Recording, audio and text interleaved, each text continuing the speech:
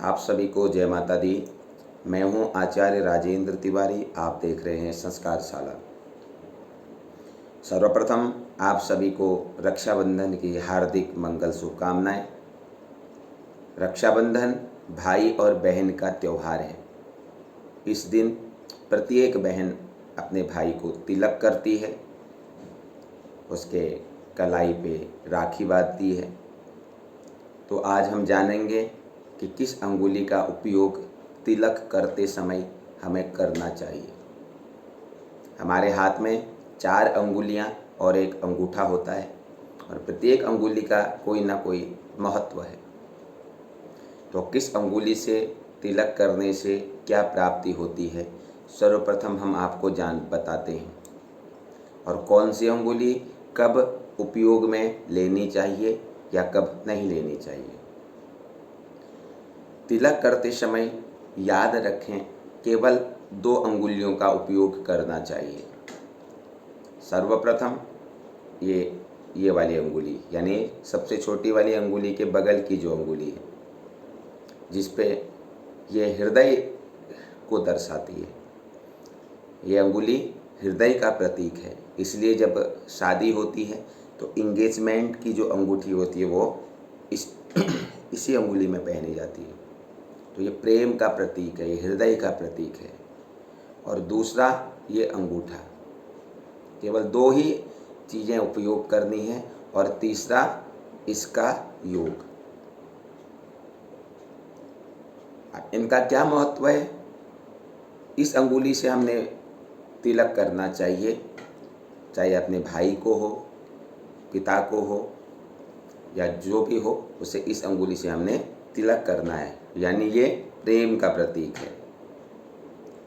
यानी मेरे भाई के जीवन में या मेरे पिता के जीवन में हमेशा प्रेम बढ़ता रहे, क्योंकि जब तक जीवन में प्रेम नहीं है तब तक जीवन नहीं है। इसलिए इस अंगुली से सर्वप्रथम हम चंदन लगाएं।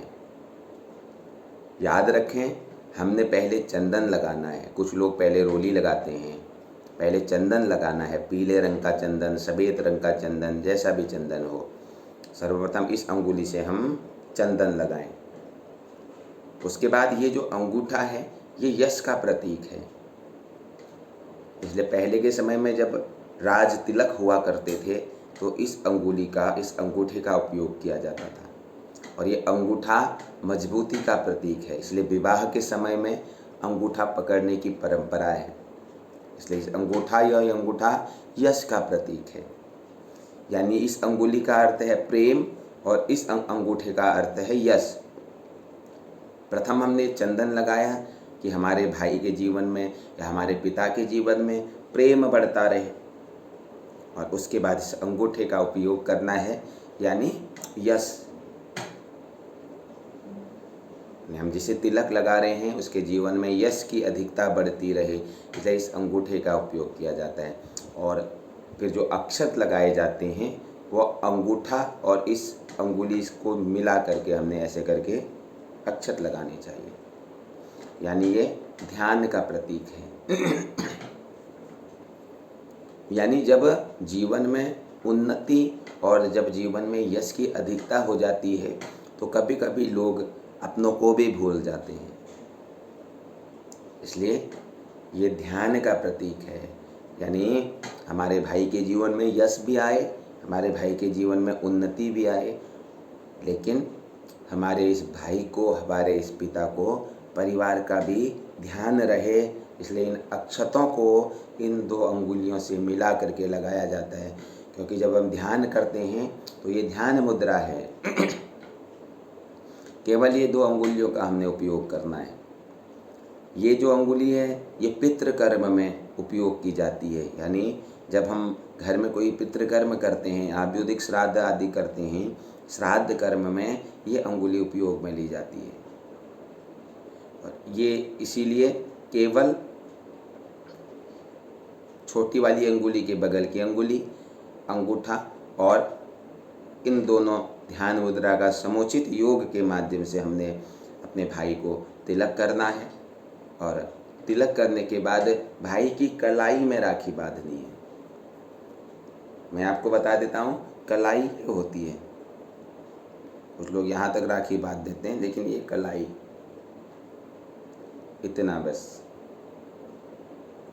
कलाई मजबूती का प्रतीक है, यानी जहाँ से आपके ये मुड़ रहा हो तो इसे कलाई बोला जाता है। तो इस कलाई पर ही भाई की राखी बांधें।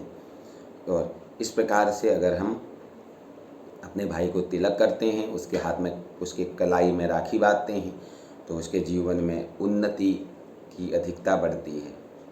तो आप सभी को रक्षाबंधन की हार्दिक शुभकामनाएं। भगवान आप सभी का कल्याण करें। माँ भगवती, माँ जगदम्बा आप सभी की मनोकामनाओं को पूर्ण करें। जय माता।